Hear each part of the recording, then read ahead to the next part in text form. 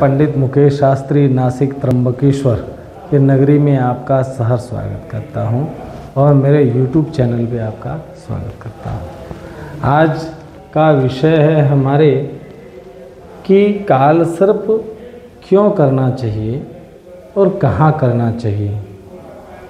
शास्त्र कहता है राहु केतु अंतराले सर्वे ग्रहा नभस्थिता तदेस्मिन् काल सर्पम त्र्यंबकेश्वरम विपोहति।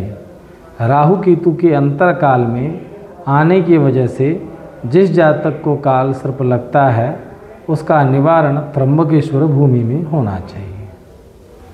गोदावरी महाभागे महापातकनाशिनी धर्मार्थ काम मोक्षाणाम मुक्ति भुक्ति प्रदायिनी।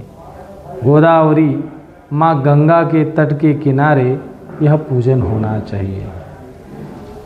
परंतु कई लोगों की तर्क दिए जा रहे हैं, शास्त्र प्रमाण नहीं है।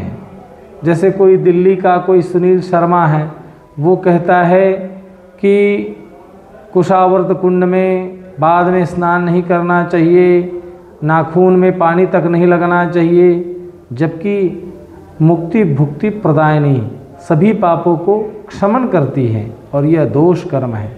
दोष कर्म का निवारण तब होता है जब व्यक्ति स्नात्वा पीत्वा स्नान करने से पीने मात्र से वह सब पाप नष्ट हो जाते हैं।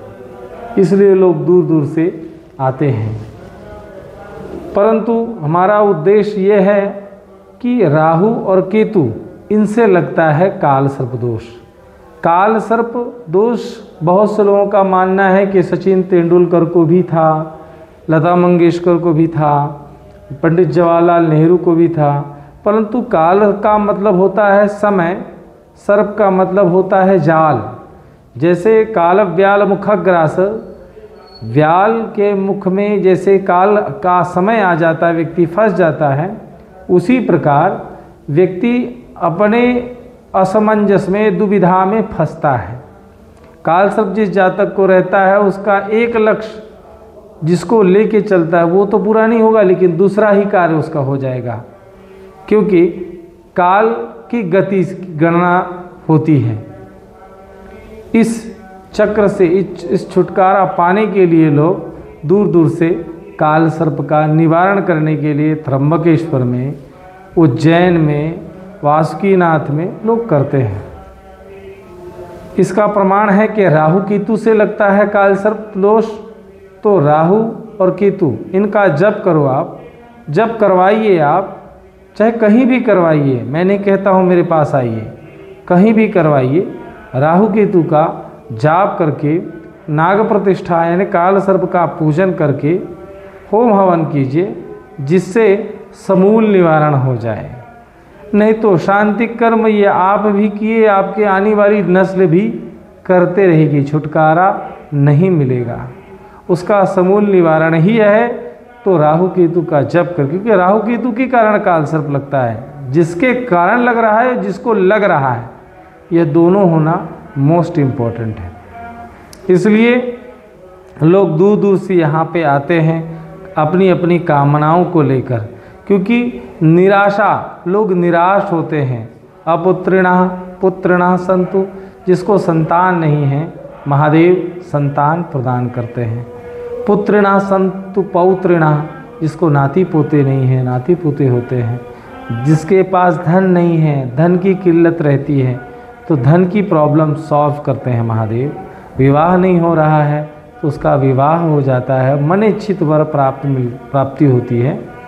और इतना नहीं, निरोगी काया प्रदान करते हैं महादेव।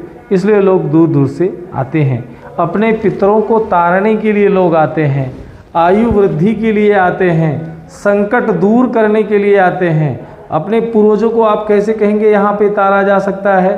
तो कुछ स्थान ऐसे होते हैं, जैसे बहुत सी जगह नारायण नागबली लोग एक दिन में ही कर देते हैं, परंतु नारायण नागबली का विधान है कि पहले दिन नारायण बलि की जाती है, उसी दिन नागबली नहीं किया जा सकता क्योंकि सूतक लगता है। इसलिए दूसरे दिन नागबली की जाती है। नागबली करने के बाद शपिंडी होती है, यानी जो भी प्रेत आत्मा होंगी जिनकी मुक्ति नहीं हुई उसके लिए पिंडदान किया जाता है, क्षपिंडी। तीसरे दिन पुण्याहवाचन करके अगर किसी जातक को त्रिपिंडी करना हो त्रिपिंडी करता है, कालसर्प करना हो कालसर्प करता है। यह विधान अलग अलग है। बहुत से लोगों को ये नहीं मालूम है, इसलिए वो 3 दिन की पूजा ही समझते हैं, लेकिन 3 दिन में होता क्या है ये मोस्ट इम्पॉर्टेंट है। इसे उत्तर कर्म के नाम से भी जो जानते हैं लोग, क्योंकि श्राद्ध 3 प्रकार के होते हैं। एक पहली होती है मलिन षोडशी, उसके बाद होती है मध्यम षोडशी, तीसरी होती है उत्तम षोडशी। इसलिए जो हम प्रेत कर्म करते हैं, दाह संस्कार करते हैं, वो 10वें के अंदर तक वो होता है मलिन षोडशी। 10वें से 11वां जो होता है वो होता है मध्यम षोडशी, और वर्ष श्राद्ध आदि होता है ये उत्तम षोडशी। ऐसे किया जाता है श्राद्ध। इस जो किया जाता है वो जो श्रद्धा से किया जाए, जबरदस्ती वाला श्राद्ध नहीं, जो मन से श्रद्धा भाव से किया जाए। इसलिए पूर्ण नामक नरका त्रायते तस्नाम पुत्रा, पूर्ण नामक नरक से तारने वाले को पुत्र कहते हैं। इसलिए लोग पुत्र की अपेक्षा करते हैं, इसलिए लोग दूर दूर से बेटा चाहिए पंडित जी। क्यों? क्योंकि पूर्ण नामक नरक से तारने वाले को पुत्र कहा जाता है, पुत्र की अपेक्षा रखते हैं।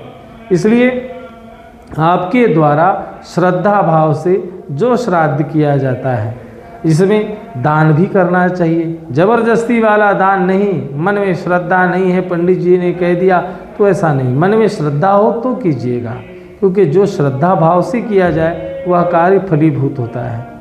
आज जो हम कर रहे हैं, मेरे यजमान हैं जो कनाडा में हैं, बलराज सिंह, उनके लिए यह प्रयोग किया जा रहा है, जिसका हम आज महामृत्युंजय का अनुष्ठान, राहु केतु का जप आदि करवा रहे हैं, जो 3 दिनों तक किया जाएगा। क्योंकि जप संख्या के ऊपर निर्धारित होता है कि दिन कितना लगेगा। ठीक है, इसमें कोई चीज़ आपको ना समझ में आए, आपका कुंडली का विश्लेषण करना हो, तो आप मुझे मेरे YouTube चैनल पे कमेंट बॉक्स में भेज सकते हैं, या फिर मेरा व्हाट्सअप नंबर है 9881451164। इसमें कोई चीज़ आपको ना समझ में आए, निसंकोच मुझसे आप पूछ सकते हैं। भाषा में ज़रूर अंतर हो सकता है कि कोई महाराष्ट्रियन आदमी हो, उसको हिंदी ना समझ में आए, तो मैं हिंदी और मराठी सभी लैंग्वेज में बोलता हूँ। इसमें कोई चीज़ ना समझ में आए, निसंकोच मुझसे पूछ लीजिएगा। हर हर महादेव। नमस्कार।